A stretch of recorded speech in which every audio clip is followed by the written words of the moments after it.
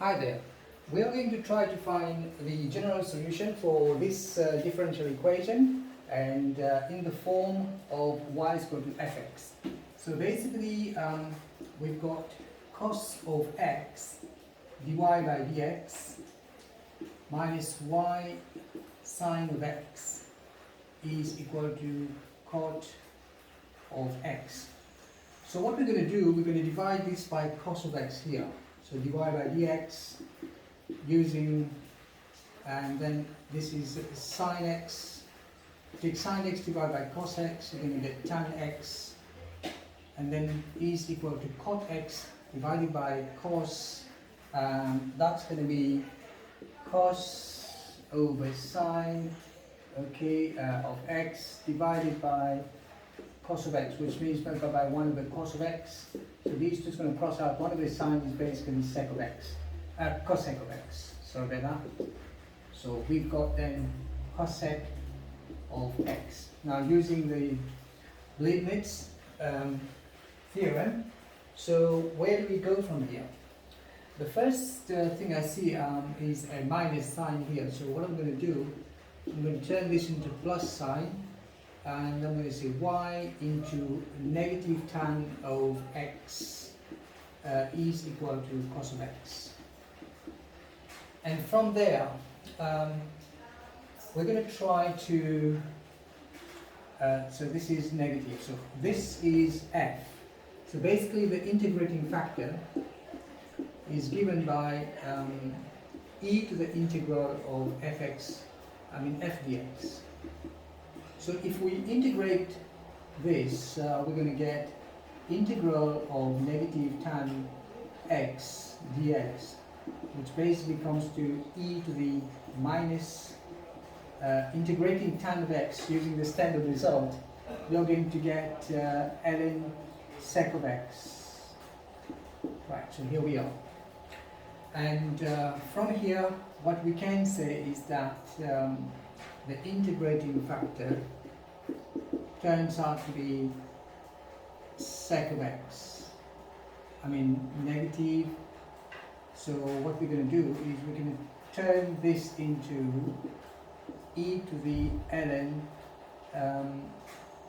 1 over sec of x. Why? Because this negative can go there as the power. And from here, we are going to take the fact that e to the ln x is equal to x. Right, so basically now what we're saying is that the integrating factor, let me just put it I, is going to be equal to 1 over sec of x. Now once we've got this, we use the Leibniz theorem, so we're going to multiply out all this expression here, by 1 over sec of x. So we've got 1 over sec x is basically, could we say, alright, so we could say cos of x as well. But let's try and multiply this. So we've got dy by dx times 1 over sec x, minus y tan of x divided by, multiplied by 1 over sec x. So 1 over sec x, and then is equal to cosec x,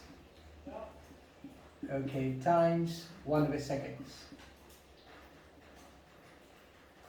1 over sec x.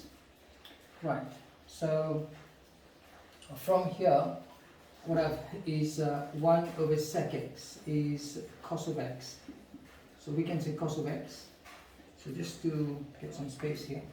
So what I'm going to do is I'm going to turn this into cos of x, and then turn this one is tan divided by sec. So tan is basically sine over cos.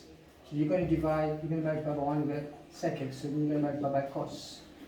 So the cos and cos disappear, so this whole thing here turns into sine. So we've got then sine of x.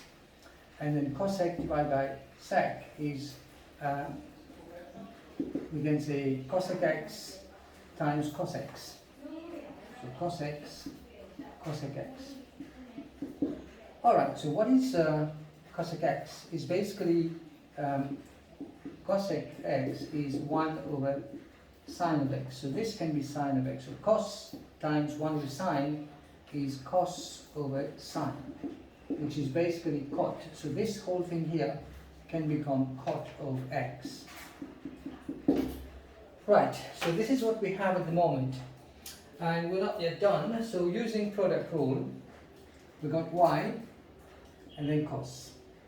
Alright, so how can we, if we go back to the product rule, we've got dy by dx, and then let's say that this is then y times the sine of x. Why? Because sine of x, if you differentiate sine, you're going to get cos, isn't it? Let's say cos of x, okay. Because you differentiate cos, you get negative sign. Here's negative sign. This part here is negative sign. And you differentiate this, and then you multiply by y.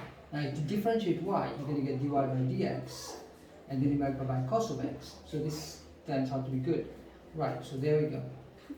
Now from here, so this is then ddx, and all of that is equal to cot of x. So if we remove the dx, we integrate both sides, we're going to get y cos of x is equal to the integral of cot of x dx. Using the standard result again, what is the integral of cot of x? It should then be ln sine of x. Absolute value, sine of x, and we've got y cos of x. Okay, of course, plus your constant c. And from here, we got y is equal to this cos of x can go and divide.